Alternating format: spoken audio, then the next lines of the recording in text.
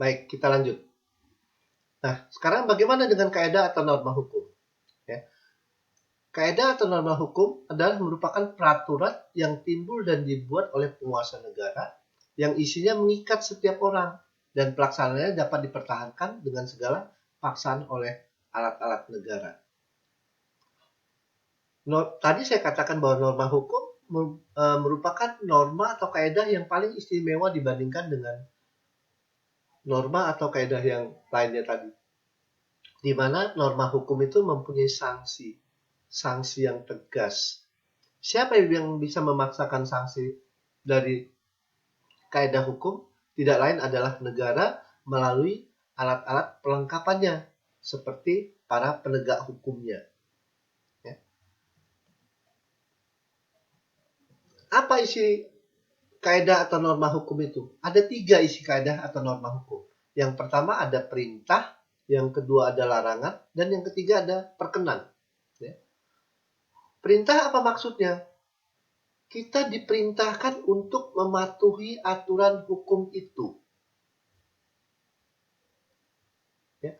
Dalam keadaan bagaimanapun kita harus melaksanakan perintahnya. Saya kasih contoh, misalnya kita lihat pasal 1 Undang-Undang nomor 1 tahun 74 tentang perkawinan. Di dalam pasal 1 dikatakan perkawinan adalah ikatan lahir batin antara seorang pria dan wanita sebagai suami istri dengan tujuan membentuk keluarga yang bahagia dan kekal berdasarkan ketuhanan yang Maha Esa. Apa makna yang terkandung di dalam pasal 1 ini? Bahwa kita kalau sudah memenuhi persyaratan yang telah ditentukan oleh hukum, baik hukum agama maupun hukum negara, maka kita diwajibkan, diperintahkan untuk melaksanakan perkawinan dengan tujuan untuk membentuk keluarga yang sakinah, mawaddah, warohmah. Ya. Dari perkawinan yang kita lakukan, kita berharap akan membentuk suatu keluarga kecil, orang tua dan anak. Ya. Ini contoh bahwa kaidah hukum mempunyai perintah, berisi perintah. Kemudian yang kedua, kaidah hukum isinya tentang larangan. Artinya larangan ini seperti apa? Kita dilarang melanggar aturan hukum yang telah ditentukan oleh pemerintah. Contoh yang gampang saya ambil lagi di dalam pasal 8 Undang-Undang nomor 1 tahun 74. Di dalam pasal 8 Undang-Undang nomor 174 itu mengatur tentang larangan perkawinan antara dua orang laki-laki dengan perempuan dalam keadaan tertentu. Yang sering dikenal dengan istilah poliandri. Nggak boleh di negara kita ada satu perempuan mempunyai lebih dari satu suami. Satu istri mempunyai lebih dari satu suami. Karena kita tidak mengenal yang namanya ajas poliandri. Sebaliknya yang kita kenal adalah ajas poligami. Artinya apa? Dalam waktu yang bersamaan boleh-boleh saja seorang laki-laki mempunyai istri lebih dari satu. Dengan catatan ya, harus memenuhi syarat yang telah ditentukan oleh undang-undang. Apa syarat yang ditentukan oleh undang-undang seorang laki-laki boleh punya istri lebih dari satu dalam waktu yang sama? Misalnya, si istri tidak bisa memberikan keturunan. Ya. Si istri tidak bisa melaksanakan kewajibannya sebagai istri. Si istri punya penyakit tetap. Ini dengan alasan-alasan seperti ini boleh. Laki-laki punya lebih dari satu istri dalam waktu yang sama. Tapi saudara harus ingat, ya, jangan gampang-gampang menjadikan alasan itu sebagai alasan untuk Anda beristri lebih dari satu. Misalnya Anda mau menggunakan alasan karena istri tidak bisa memberikan keturunan. Anda harus hati-hati. Anda harus periksa dulu. Siapa yang salah dalam hal ini? Anda atau istri Anda? Kalau ternyata yang salah adalah Anda, 10 kali Anda kawin ya tetap tidak bisa memberikan keturunan. Ingat. Ya. Atau Anda katakan alasan bahwa suami istri tidak bisa melaksanakan kewajiban sebagai istri. Ya, dalam tanda kutip ya, bahwa si istri tidak bisa melaksanakan kewajibannya, ya, dalam tanda kutip. Kewajiban yang seperti apa misalnya? Ya. Kalau misalnya kita bicara tentang hubungan suami istri, banyak nih kan contoh-contoh beberapa waktu yang lalu di Jawa Timur, ya, ada seorang laki-laki, seorang suami menggugat cerai istrinya dengan alasan dia tidak sanggup melayani permintaan istrinya. Permintaan yang seperti apa? Melakukan hubungan badan 9 kali dalam satu hari. Ini. Ya. Kalau alasan yang seperti ini Anda jadikan alasan untuk melaksanakan perkawinan dengan perempuan yang lain, tidak masalah, tidak diperkenankan. Jadi masalah dia. Ya. Kalau misalnya Anda berhubungan badan minta satu hari misalnya 2 atau 3 kali masih hal yang wajar.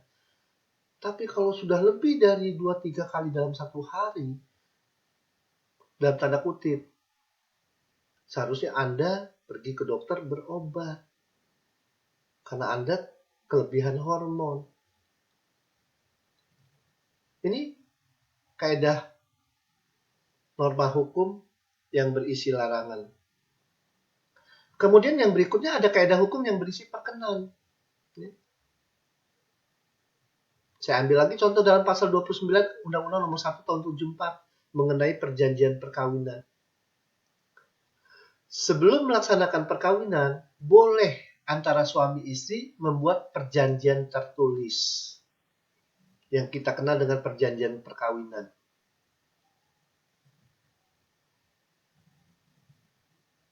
Ya.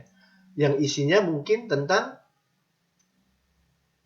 bicara tentang harta kekayaan. Ya.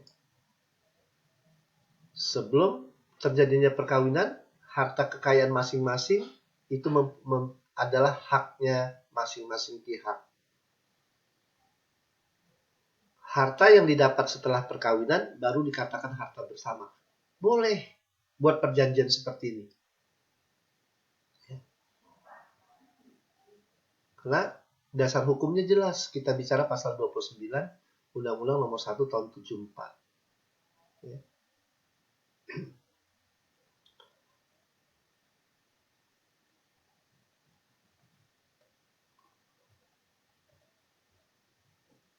Sekarang kita lihat bagaimana hubungan kaidah hukum dengan kaidah sosial lainnya.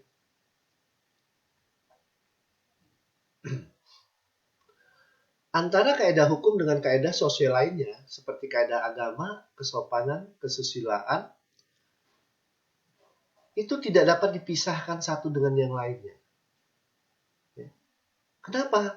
Karena walaupun ada perbedaan ya di dalamnya, tetapi masih ada titik temunya. Ada hubungan yang erat antara keempat kaidah hukum itu sendiri, kaidah itu sendiri.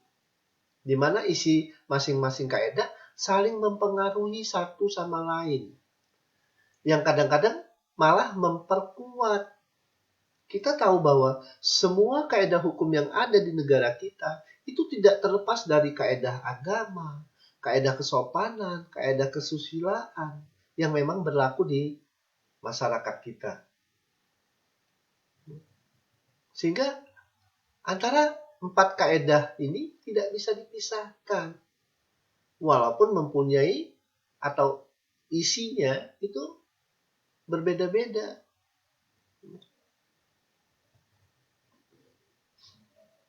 Kenapa? Kita lihat ada dalam kaidah hukum, nanti kita kenal adanya das Sein, das Sollen. Kalau kita bicara das solem, itu kita bicara aturan yang ada di dalam norma hukum itu sendiri. Kaedah hukum itu sendiri. Karena das solem itu adalah kaedah hukum yang isinya tentang kenyataan-kenyataan normatif. Ya. Aturan-aturan yang tertulis, tertuang di atas kertas. Misalnya kita bicara pasal 362 ya, tentang pencurian. Barang siapa mencuri itu harus dihukum. 362 kan isi lengkapnya barang siapa melakukan perbuatan mengambil barang orang lain secara melawan hukum tanpa hak akan dikenakan sanksi hukuman maksimal 5 tahun. Ini kita bicara das solem. Kita bicara norma yang ada di atas kertas. Norma yang ada di dalam masyarakat. Atau contoh yang lain misalnya, barang siapa membeli sesuatu harus membayar. Ini aturan, normanya. Ya. Dasainnya seperti apa?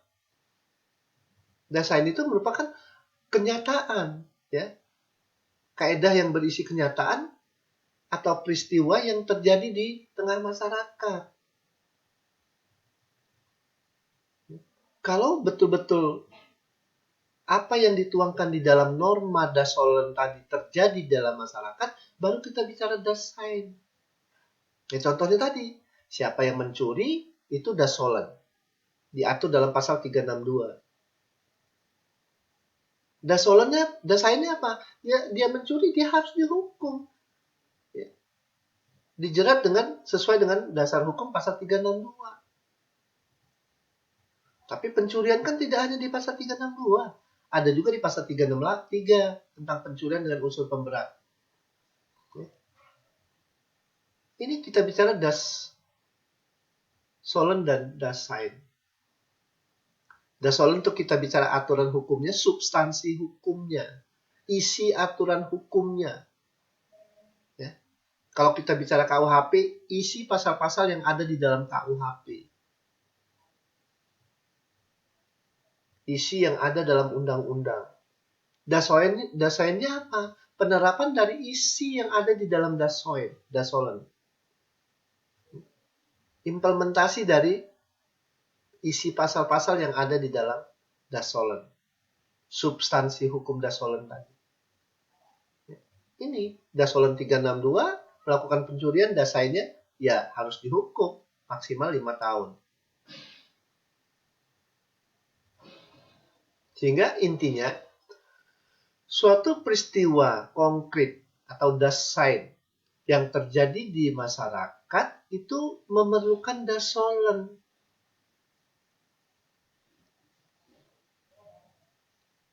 Kalau saya katakan tadi bahwa das solem memerlukan dasain, ya sebaliknya, dasain juga memerlukan das solem. Ya. Karena saling keterikatan.